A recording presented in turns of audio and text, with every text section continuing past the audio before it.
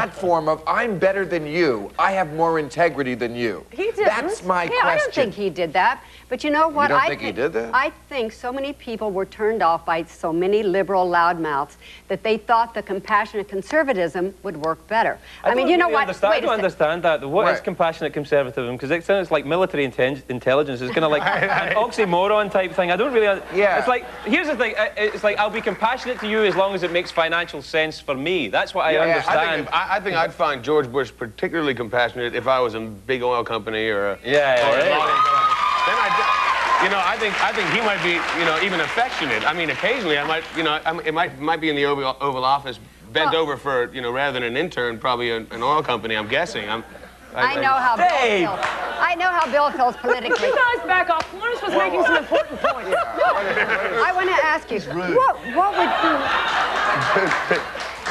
would you do if you were president? What would you do? I'd take a commercial. Sorry, we're way over.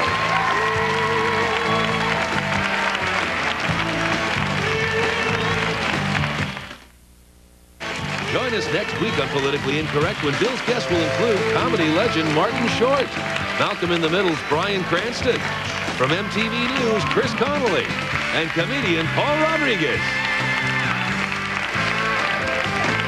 All right, now the big story we wanted to get to yesterday, we were in at a time, is Tim McVeigh. He apparently wants to live now. He changed his mind. Mr. Principal was willing to die for his principles. Now he got a loophole. Well, he got afraid, right? He suddenly realized that dying means, oh no, I'm going to die. Well, but so far what he's thought, I think, is that it just means you get a lot of press. Yeah. But that's one thing, I'm opposed to the death penalty, although this does turn me around, and a few things in my life have made me go, oh, God. But if he got hit by a truck tomorrow, boy, I tell you, I wouldn't shed a tear. No, and no one would. And of course, he was, what he did was for the cause of ending big government, which, that's why I don't think we should kill him, because he will be a folk hero in 50 years. Somebody will write a song about him. I'm inclined to agree with you. But I do believe in torture.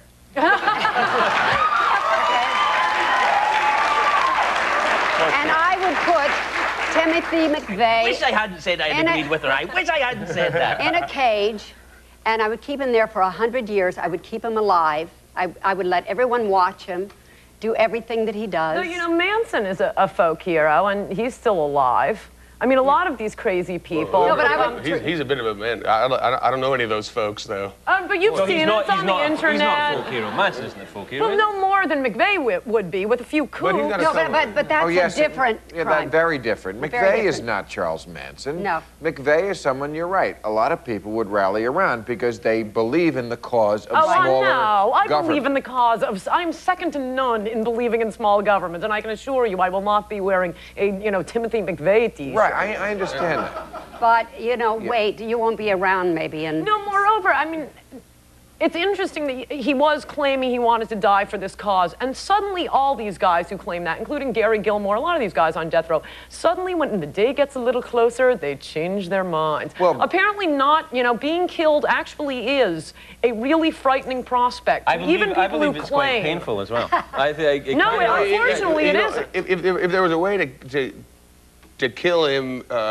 without so much media coverage, if you could, because I think my biggest problem is that he's just gotten so much airtime. I mean, the guy, the guy got way more time than Ralph Nader. I mean, he's just out, and he's like out in public, and we have to look at this idiot, this crazy fruitcake, the kind of nightmare that if there was 10 of them, imagine the horror that this kind of... Well, that's why... Well, there are 10 of them. Exactly, but that's... One of the concerns about killing him, for me, is that, and you get those 10 people kind of get up, but at the same time, if we could close the door on him and somehow just put him in a little box, throw bananas in at him or something, and give him, and you can't talk to your mommy, and you can't, I just wish there wasn't such an issue. I mean, the British learned this to their cost in Northern Ireland, that if you start killing people for causes, you create martyrs and you snowball the movement. Actually, do I like for a cause? No, but he murdered 160 people.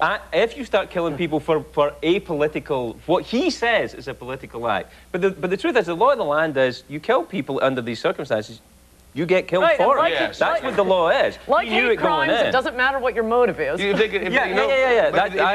Another thing, maybe if with the death penalty in this instance, if they had two big heavy things on either side of his head, and they said, maybe and you get the death penalty in, you know, and if you just, you know, then there wouldn't be a long, you know, it's almost like there's no time for a martyr to develop. Right. You know, there's no time for us to go. You mean in court? You know, and we send it to death. Well, you know what, Dave? Maybe start that a little lower on his body. And work up. You know, I don't think he's going to be a martyr. Mrs. Brady is for torture. That's an enlightening moment. Could I just say, I think part of the reason the death penalty is especially important in a case like this is that, in a way, it's actually easier to set off a bomb, to be a Ted Kaczynski or a Timothy McVeigh. A bomb is easier than what Dahmer or Bundy do, where you kill someone with your bare hands you eat them. and you eat them. That's, I mean, there's only a certain number of people who are going to do that. Yeah, right. But when you're setting a bomb for a cause, I mean, I really think you need a serious deterrent for something like that. A lot of people could do that, and apparently people would rather sit in jail for the rest of their lives than be executed. There's the slip. You brought up Dahmer. There's the slipping through the crack factor too. You see, what they did with Dahmer is, well, you know, whoever they put him back into the prison with the rest of the prisoners, and one day, and so so I kind of think, you know, maybe that's an answer with Tim. We could just slip him into the, you know, the yard where they're all doing weights, and I don't know how long he'd last in there. I'm guessing he'd probably have a real short visit. Yeah. But isn't the problem that he makes a cause against the death penalty in general? I'm for the death penalty. I just say we have to kill the right people. And he's the right one. I used to be against the death penalty, but it's things like McVeigh that really kind of screw me with it. And it really hurts because I used to be against it when I was younger and hipper and wore better clothes and was thinner and stuff. And now, like, my hips starting to hurt a bit, and I'm like, kill them all. Kill them all. Right. Kill them before the trial. I have to take a commercial. That's a very good point. Yeah. Space between the tears we cry is the laughter keeps us coming back for more.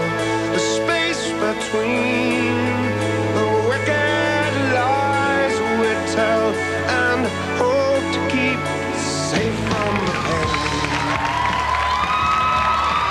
All right. Wow. Oh, I still got it. Yeah, you still got it. I still got it. Whoa. And without that and that, poor Dave wouldn't be able to sell any records. That's because, right. You know, that's I still got it. I'll take this. You All right. So to conclude our She was scaring me. She's got some good ideas, but I'm not going to share them about what to do with Tim. There's some more that are. Great idea. There's some good ones. Florence, I've done many sketches with Florence. Florence is not what you think she is. No. Florence is down. We're going out tonight. Yeah. Yeah. I want to keep my eyes on you, though. I want to see your tattoo.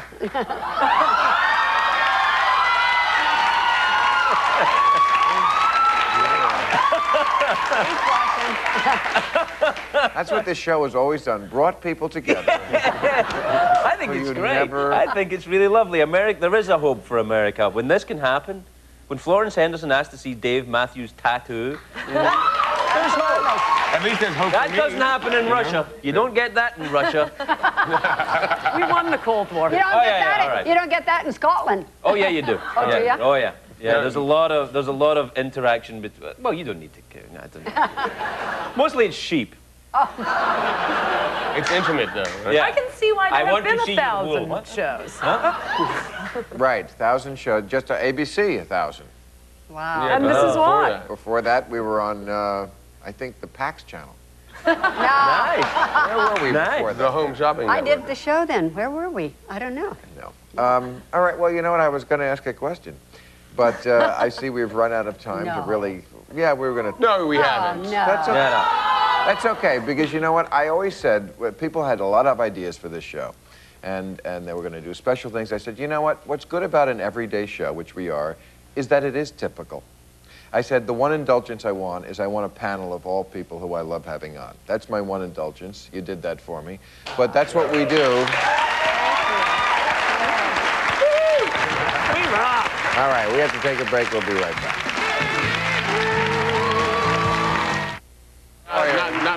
sort of watered down. All right, here's Dave Matthews' record. Please, somebody buy this thing. The poor